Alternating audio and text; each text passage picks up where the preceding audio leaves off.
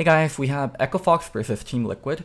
Team Liquid has been looking shaky in their last 2 weeks, where last week they dropped the game to FlyQuest. This week they actually lost this game to Echo Fox. So let's try to figure out what exactly happened. Echo Fox winning this game was really crucial for them, because for them to make playoff, they needed to win this game, and they beat Cloud9 last week, and then now they were actually able to beat TL. So this game has a lot of this game had a lot of playoff implications on whether Echo Fox could make playoff or not, and whether TL is the reigning champion, whether or not if TL is the team to beat, because TSM has looked really strong in the last 2 weeks. So yeah, without further ado, let's get into the draft.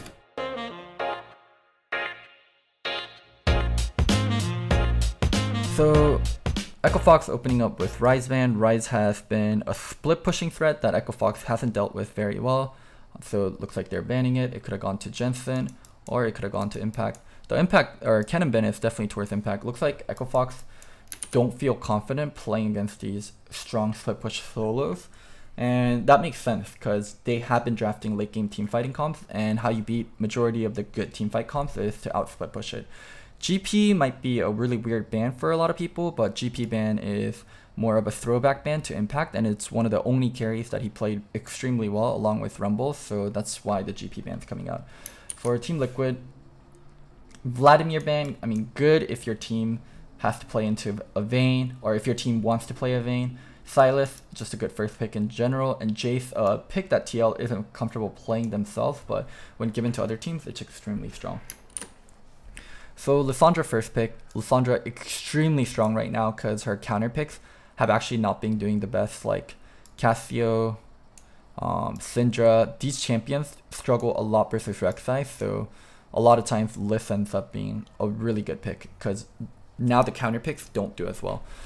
TL responds with Kench and Jinx. I love the Kench pick into Lissandra. I actually would have really liked it if they took Jarvan or Rek'Sai. This Jinx pick is kind of a takeaway from Apollo. We'll see how it goes. Jinx Kench already sets up for a nice bot lane, and TL shifting a lot of their draft priority towards bot lane. And Rush picking Jarvan. Rush has actually been playing so much Jarvan, and Jarvan goes nicely with Liss. Jarvan and Lissandra is team fight setup. Just having those two alone, you can draft your team pretty freely once you get those two. And Echo Fox rounding out their solo laners with Aatrox. So let's see what they can counterpick Aatrox. Oh, they actually didn't counterpick Aatrox, and they took Rek'Sai early. So now what this means is Echo Fox can protect this Aatrox pick with bans. Let's see what they protect it with. TL on the other hand, banning out strong engage from Echo Fox on top of it with Rakan. This prevents them from running Xayah Rakan, something Apollo Hakoa likes to run. And I would probably like a Braum ban here, because TL is going to be very much about team fighting. Yeah, Braum ban really nice. And Echo Fox banning out some of the counters to Lissandra, such as Syndra. They probably ban out the Cassio also if they're banning out the counters. But I don't think... Okay, they banned out Zoe instead of Syndra. Zoe is also a decent pick into Lissandra, but it's just really dangerous to play Syndra into like a Jarvan. So I didn't feel the need of Syndra ban that much, but maybe Echo Fox felt like they needed to. And then TL picking nerfed Urgot. Oof. There's no better picks they could have taken into Aatrox. I'm pretty surprised because, yeah, like this is the best pick you have into an Aatrox. And also that Cassio pick coming out that I talked about earlier, the pick that's good into Lissandra. Cassio has to be careful of Jarvan though. That's where a lot of the problems have come out, where you can lane burst as Lissandra really well, but it's getting bursted by the really strong AD jungler. Man, this Urgot pick. So the two questionable things are, yeah, the Urgot pick I think is super questionable, and also Lulu, pretty interesting. We don't see a lot of range supports nowadays because it's really hard to survive the gank as a range support, because yeah, the gank from these AD junglers that have very high upfront damage early game is very brutal. When you are a Lulu or a Nami trying to survive a Lee Sin gank, trying to survive a Jarvan gank, trying to survive a Rek'Sai level 6 dive, it's actually extremely hard. So that's why we don't see a lot of range supports. And let's see how this Lulu pick plays out in the game. You can see Echo Fox bot lane running double defensive summoner and barrier and heal. Kog'Maw taking barrier and the Lulu taking heal. This is one way you can make this bot lane a little bit safer. And you can also see them taking Guardian, definitely helping out with some of the defensive aspect and some of the squishiness of running a Kog'Maw and Lulu. Very curious to see how this Urgot is going to play out. Griffin played Urgot and lost their game too. So there hasn't been a good case of the nerf to Urgot ever since. So I'm surprised teams are still picking it. And as we talked about, Lissandra is not a great matchup into Cassio, but a lot of it is going to have to come from junglers in terms of really activating Lissandra and allowing her to roam. And so what Lissandra wants to do is she wants to either kill the Cassiopeia 2v2 with the Jarvan, or she wants to get help pushing out and affect other lanes. Maybe diving topside with Aatrox. Both junglers doing red double golems into Scuttle. Pretty typical path thing. Allows you to get level 3 extremely early, and then Rush hopping over for his blue. Yeah, looks like both jungles playing early game pretty conservatively. Xmithy going in for a little steal here. Rush was there to counter though, and then Xmithy's just gonna finish off the rest of his 2 camps. Phoenix canceled Jensen's back, but kind of took a lot of chunk for that. Luckily, he has minion dematerializer, and he can push out by dematerializing cannon and get a nice reset. Ooh, Rush came in sitting on a ward. That ward right there is something that should almost be called out by bot lane every single time. I'm pretty surprised that Rush actually went into the brush itself, because one, you show on the brush and you kind of tell the entire team where you are. Now topside impact feels really safe, he knows where Rush is. And also, yeah, why didn't Apollo Hakoa just tell him there's a ward there? That should have been really fucking obvious. Phoenix hugging topside because that's where Rush is. Able to pick up a pink ward there, very nice. You can see how much vision TLS on bot side. Pink here, regular ward here, pink here, ward here. A lot of vision coverage bot side from TL. Allows Jensen to play really aggressive, allow bot lanes to play really aggressive. Impact only having 1 ward for himself there.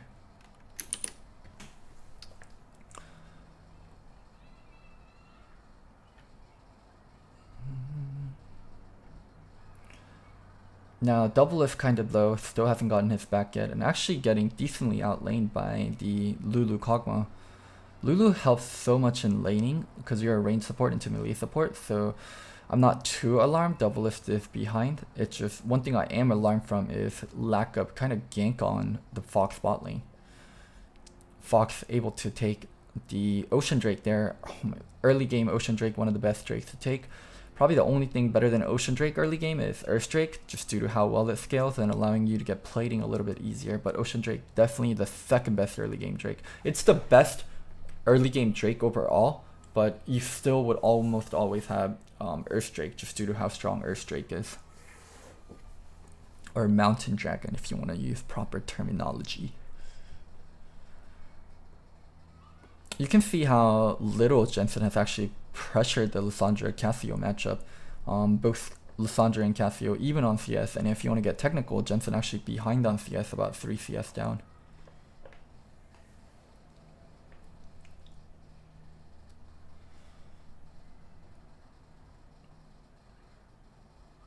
Jensen waited a bit there to see if Phoenix would check in, but Phoenix, instead of checking in, warded this brush. You can still see how strong vision has been for TL in terms of the bottom side of the map. This vision still staying very much alive.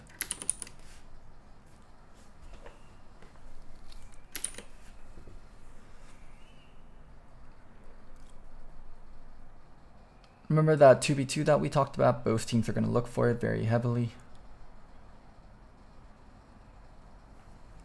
So if you ask me why Jensen hasn't really pushed his lead as Lissandra or as a Cassio in the Lissandra matchup, is the thing we talked about. You have to be very wary of the jungler gank, even with running cleanse on the Cassio. So he can't push up, he can't play front of his creep as much as he'd like to as the Cassio. Yeah, game's gonna slow down until next Inferno coming up right here, and how much vision is provided is gonna be extremely important. Oh, they're showing kind of the tunnel pathing that Xmithie has going on. Also, Rush was able to pick up early Herald, so yeah. Them getting to use Herald mid side before 14 minutes and taking plating. A lot of nice things done from Echo Fox early. They took the first Ocean Drake, they took the Herald, able to use Herald mid lane and get a lot of plating and also pressure mid turret to go down. If they can actually get this Inferno, they're in a really nice setup earlier on.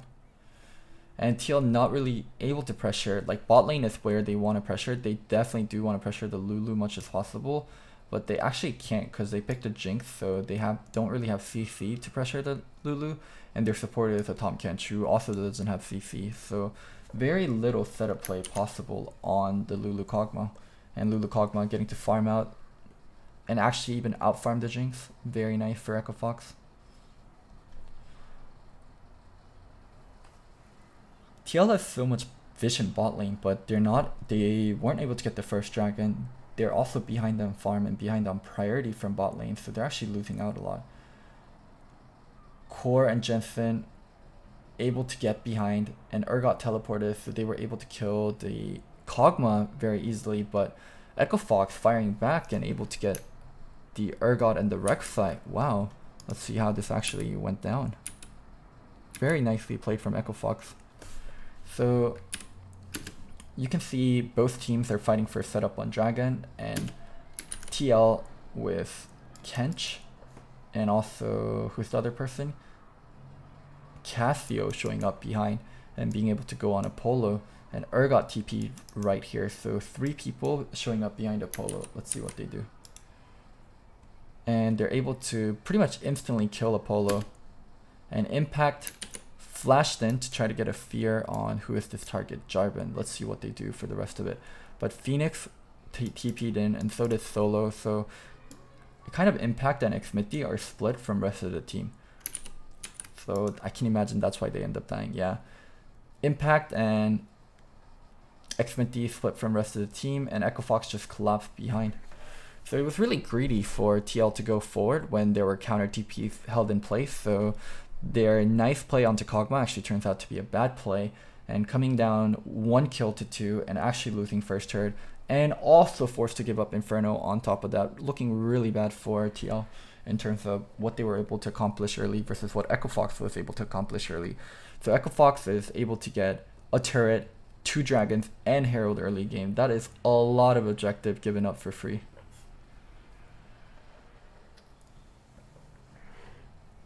So now Echo Fox swapped their bot lane to top side to be able to take top turret, and TL, instead of matching, staying bot lane and pressuring the turret on their own also. So this makes Echo Fox's bot lane stay ahead, or this makes TL's bot lane stay ahead. Oh, actually trading like this is really good for TL. Okay, never mind. Echo Fox not dealing with it properly and defending that second turret. TL was able to get 2 turrets. Echo Fox also able to get 2 turrets. But when you're the team that's behind, you love trading. And TL is definitely the team that's behind 3k gold. So they very much like this trade. Now Echo Fox responding with mid turret. Remember what we talked about earlier. Oh my god, Xmithie getting killed during his tunnel out.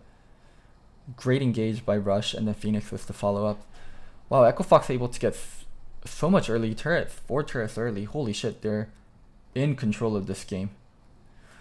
One problem that TL had the entire game was their only counter pick was mid lane, or their counter pick was mid and top. Top didn't really get any pressure. Top is behind 60 CS.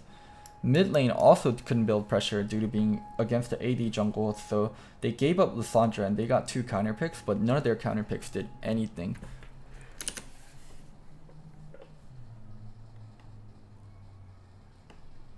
I think a lot of times TL gets away with running weaker solo lanes due to how much Xmithie is able to accomplish early game and how they're able to accelerate the game by diving bottom.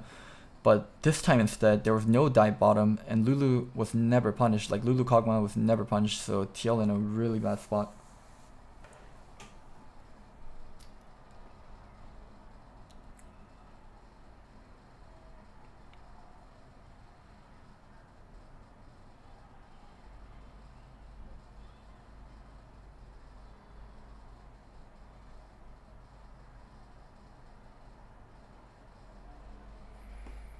Oh damn.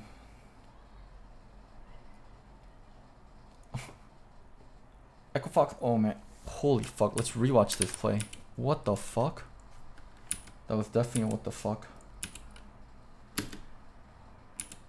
Okay, so what happened? Echo Fox killed Xmeti, TL replying with mid turret, but Echo Fox on the other hand, replying by starting Baron because Xmeti is dead, and Phoenix TP'd in here to try to buy time, like he was considering more that he would ult. So he had to burn, he didn't have ult, so he had to burn Zhonya's, and then he's able to E and Proto away, but because TL doesn't have a jungler, Phoenix actually bought enough time for Echo Fox to get this Baron. They kind of have to run here. They don't have a core member in Phoenix. Xmeti is not that core of a member when it comes to teamfight, and Rek'Sai is just okay in teamfight, where Lissandra is amazing in teamfight. So Echo Fox kind of in a shitty situation here, and they need to run fast as possible and conserve the Baron. Let's see what they do. Rush running away, but gets caught out by the Jinx rocket, but rest of the three able to run. And the Baron staying on solo is super important because solo is going to be one of the split pushers later on. So it's very important Aatrox is able to hold on to the Baron because, yeah, I mean, if Aatrox doesn't get to hold on to the Baron, then Aatrox doesn't get to split push later. Damn, that Baron reply was actually really good. Now, Kog'Maw has 2 items. Okay, Aatrox behind, teleporting topside and going on the Urgot. Actually able to kill the Urgot, and he's going to be able to split push all the way with his Baron minion. Would love to see Phoenix kind of group up mid and help rest of his team and just like solo split push top with Baron. Actually, TL playing kind of greedy for the red. Oh my goodness, what is this TL? So here you can see Echo Fox is the ones with control. You can see them pushing up. They're going to come here. Echo Fox has control of this. And you can see TL's greed. Instead of letting the red go, they're going to go for the red. They're not letting the red go. Instead, they want to contest the red, and rest of Echo Fox is able to collapse in from top side. Double lift, I mean, at least you got the red, and Core JJ 8 double lift after double lift gets red, but Xmeti is going down top side, all just to make sure double lift can get red. This is the kind of greed that TL needs to not show, and they need to play defensive when they have Baron and give up some objectives. Like, that's just part of playing when you're losing, giving up the right stuff. Great Tahm Kench ult from Core JJ, and Echo Fox, or not Echo Fox, TL is able to pick up a kill. Another great Tahm Kench eat, deleting Phoenix's flank. They did a decent job of holding on when Echo Fox had Baron. They were actually, Echo Fox only able to pick up 1 kill, which they traded because Rush died later, and they weren't able to get any additional turrets actually. So TL containing Echo Fox's Baron play to under a 1,000 gold. Dude, that play for the red was so fucking greedy though. Could have gotten the whole team killed just to make sure you can get the red. Echo Fox maintaining control, pushing out all 3 waves though. So when you have all 3 waves pushing like this, one thing that should happen is lack of vision, but TL has the vision here and a vision here. So Echo Fox, what they want to do is rotate in between lanes and kind of force TL to guess which side they're going to go to and which lane they're trying to get turret on. They want to keep rotating between mid and bottom to force TL to guess and get the turret when TL doesn't show up to the right lane. TL is setting up for the next dragon that's coming up, Air Drake. More so than Air Drake being very important to both teams do want to take a fight. And Dragon is a great place to take a fight. Dragon is a lot of setups. Echo Fox, realizing TL has all the setup here, I want to see how they respond. They respond by not going to Dragon and pushing up mid all the way. Let's see if they're able to get mid. Rush goes on double, but double lift just burns heals and does not flash, realizing rest of Echo Fox are far away. I think Echo Fox just should have stayed mid and pushed because they got good positioning on TL. Because TL went for Air Drake, and Echo Fox could have punished that by going all the way mid and taking the mid turret, but instead tried to look for a pick on double lift, wasn't able to burn his flash. What Echo Fox wants to do and what they need to do is really get on top of double and kill double. There's a lot of things they need to burn through. They need to make sure to be careful of the Kench ult, but their team fighting is fucking strong. Lissandra has their ult, Zhonya's, they have a Jarvan who's going to be incredibly tanky with his Gargoyle Stone Plate. They have Aatrox that can reds twice. They actually do have a lot of things that can pressure double lift, and if they can flank one well, double lift getting QSS on top of that, he knows the game is going to be focused around him, and whether he lives, whether he can do damage is basically going to make or break the game. Let's see how it pans out. TL has a fighter's chance because they did play around double lift, and double lift is still very fed. 3 items plus QSS. It's kind of shitty that they have 2 Air Drake when both teams are going to be very focused on team fighting, and Air Drake offers nothing in that kind of sense. Air Drake doesn't offer any kind of combat power. I mean, maybe you could argue it offers combat power because the movement speed and you can dodge skill shots better, but that's so minuscule. It offers realistically 0 combat power. Or close to 0 anyways. Yeah, Cog is pretty much just as fed and has a Lulu though. Definitely correct, Cog is just as fed and he has an Ardent Lulu, so yeah, I mean, the game does revolve around double lift living and also Cogman doing damage. Jinx later on is just as scary as Cog though. And what Echo Fox lacks in protection, they make up for in firepower elsewhere with Lissandra, with Aatrox.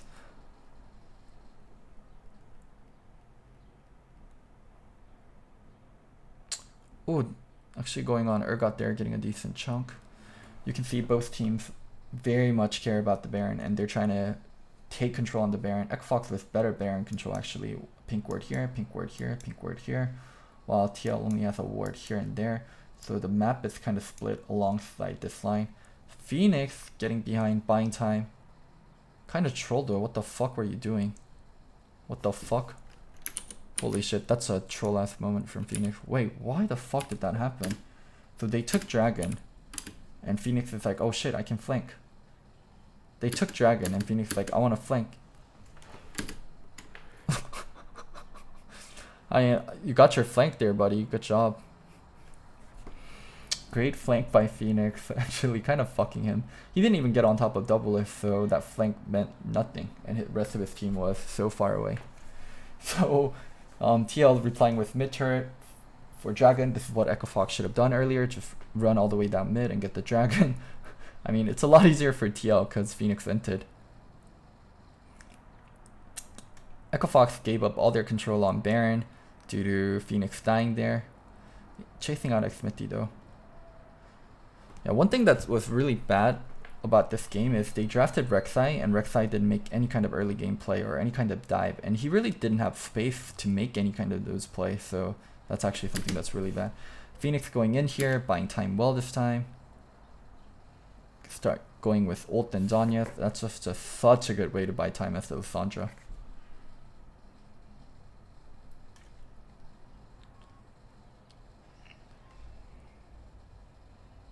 A lot of times when Phoenix has to be a distraction, he does a good job of executing it. It's just his coordination with his teammates is bad, and that's where the problem arises.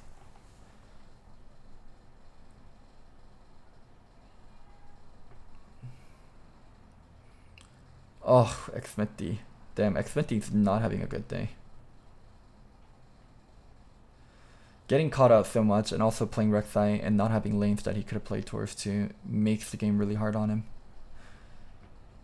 Also double lift at 4 items plus QSS. He's maxed out in damage. The only thing he can do is turn that QSS into Mercurial Skimitar later.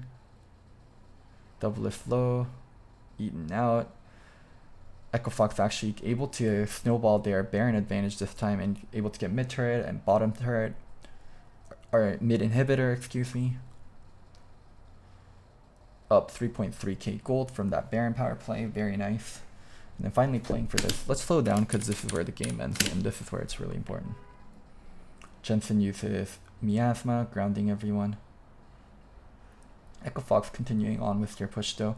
And once Phoenix pushes in mid, he's going to have a very nice angle for a flank. Echo Fox, you can see Hakuo walking all the way down as the Lulu, buffing up the Baron minion and bringing it over. Very nice. It's just the little things that Echo Fox is doing.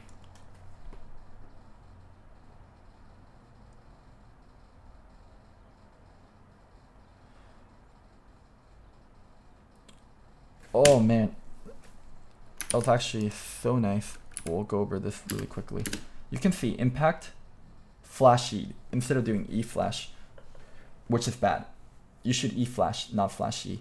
But Impact E flashed, and before he was able to connect, you can see this airborne. Hakuo got the Lulu ult off, not allowing Kog'Maw to get airborne. So Kog'Maw still got pushed back, so he flashed afterwards. Okay, so he wasn't able to cancel out Impact C, and Impact did land it, but Kog'Maw flashed afterward.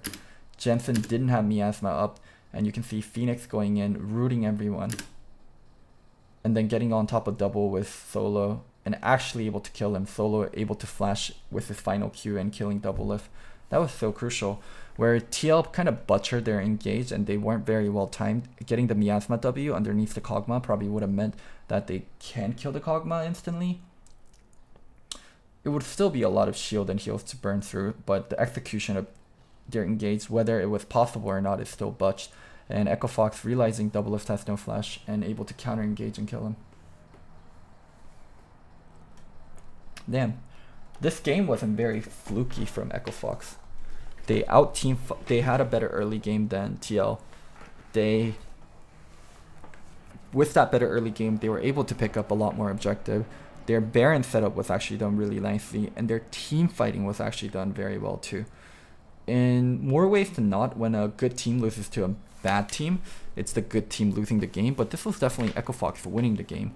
You can say, oh, TL lost the game because they picked Urgot, which was really bad. But that is TL's limitation. They don't have very much counter picks to stuff like Aatrox, and they're forced to dig deep into their champion pool, and they end up with something like Urgot. It's TL getting kind of shown where their weakness is at, and Echo Fox dared TL. Pick something into the Aatrox that's good. Pick something into the Aatrox that's good. And TL really didn't have an answer. So yeah, that's the Echo Fox versus TL game. Echo Fox looking very nice before playoffs. Hats off to them. Alright, editor, that's where you cut it. Let's go to the next game. Well, let's actually see what the analysts said. We saw it last week a little bit. We saw the Zyra Khan from Apollo and Hakuo, but we saw Apollo and Hakuo. You got to say... I'm very curious what the analysts say compared to what I say. I mean, because obviously I think I'm correct, and I want to see what the death says. Rampage, what's happening? I don't really care about the coming together at a interviews. good time. Let's see what Number the death one. says. So when you go To the State Farm analyst desk. Thank you very much, Pastry Time. Huge, huge victory for Echo Fox here. Now 3-0 with Rush back in the lineup after his week of removal. Jarvan 3. I want to see them give credit to Echo Fox, because I think Echo Fox definitely deserves credit for how they won that game. It wasn't a TL throw. This was an Echo Fox win.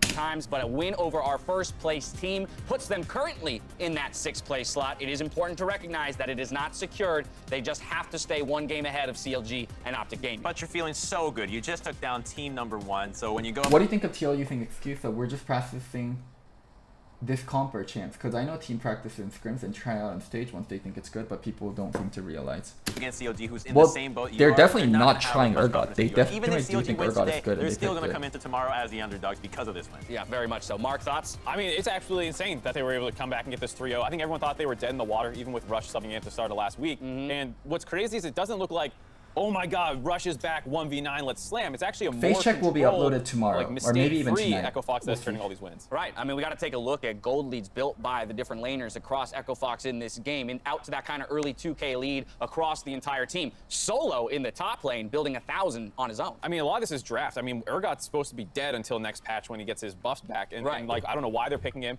Solo crushes him. Bot lane to get a nice counter pick where Jinx is usually pretty weak into Kog'Maw, so that was great. Apollo punished that. And then Lissandra, more of a team fight roaming champion, you know, getting ahead of Jensen as well. So Echo Fox's lane's dominated. So I this know game. Doublelift did an interview where he was saying that last week in their loss against FlyQuest, that was a draft that they're not very familiar with. They've never really practiced that before, and this, again, might be that. And Whoa! Are you fucking serious? Team Liquid playing bot-oriented hyper carry draft with Urgot a tank top lane? That is not a draft your practice with? No, you cannot give them that excuse, Crumbs.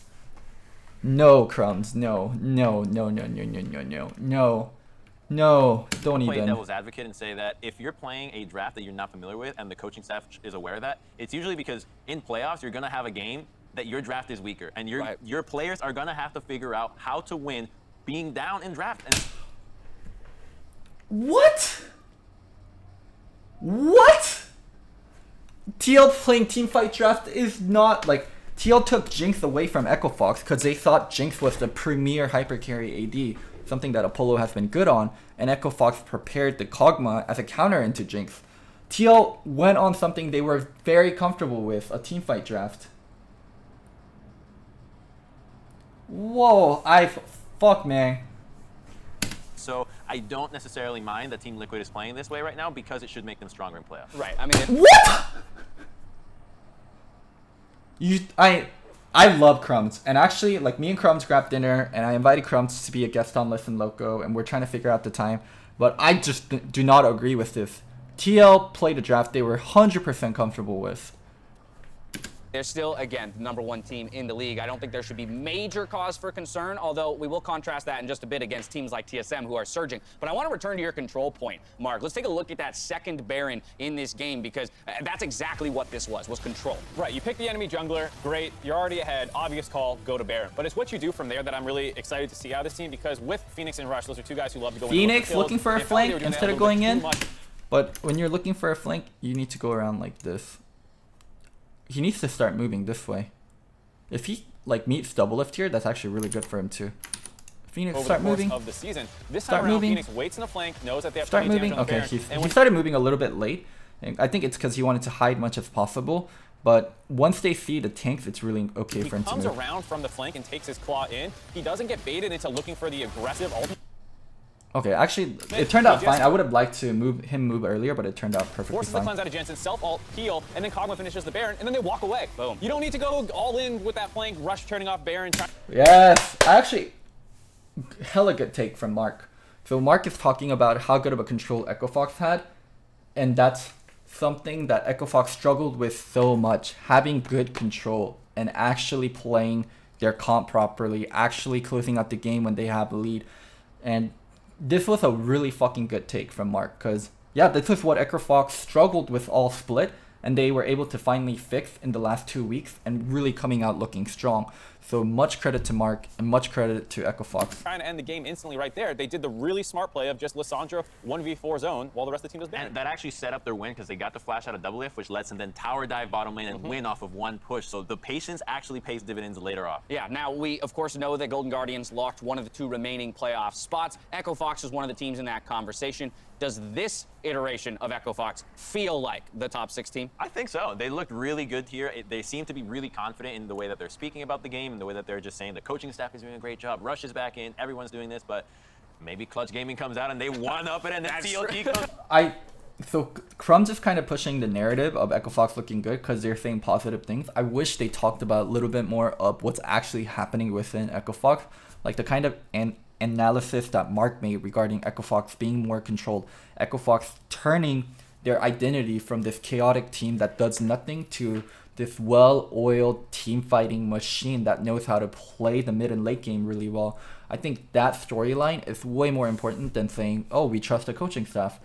Why do you trust the coaching staff? The coaching staff predicted that TL would try to over-prioritize Jinx to take it away from us, and we drafted Kog'Maw Lulu that can beat a Jinx Tahm Kench. Like, that is like a really good statement that I wish was made. TL got baited into taking Jinx and Kench away, thinking there's no counters, and there aren't counters in the meta, and you kind of have to go off meta into Kog'Maw Lulu, which was really well done. So I would have much liked Echo Fox, or not Echo Fox, the analyst desk, to talk about the draft a little bit more and what Echo Fox is doing well, more so than just like a storyline of, yeah, their coach is doing well and the team has an upsurge. Why do they have an upsurge? Why are they complimenting their coach? That comment is what I want to hear. Now let's go back to that point that you raised, Crumbs. Team Liquid and where they stand in looking towards the postseason. Of course, they suffered a couple losses recently. They literally always talk about Echo Fox being more controlled after. How concerned are you? How much of this are you reading into? How much are you? Then just talk about the draft. The draft was fucking huge. The Kog'Maw pick into the Jinx, Kog'Maw Lulu into Jinx Tahm Kench. That was a huge part of why Echo Fox won. Nah, the only thing I'm looking into is when Xmithy falls behind, Team Liquid crumbles. When they're hella good take. This is actually such a fucking good take. I think TL gets away with so much in early mid game due to how much Xmithy reads the enemy jungler and how much he's able to neutralize the enemy jungler and basically make the enemy jungler not exist. And when Xmithy isn't able to do that, it puts a lot of pressure onto TL laners that they didn't have to feel before.